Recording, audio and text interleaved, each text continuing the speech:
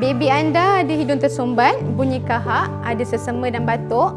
Risau kalau bagi ubat batuk boleh membahayakan baby.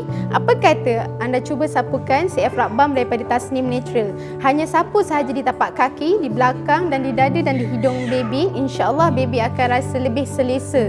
Balm ini berasaskan daripada essential oil sahaja. Tiada bahan kimia berbahaya. Kalau nak order boleh PM Aida di 017 345 3305.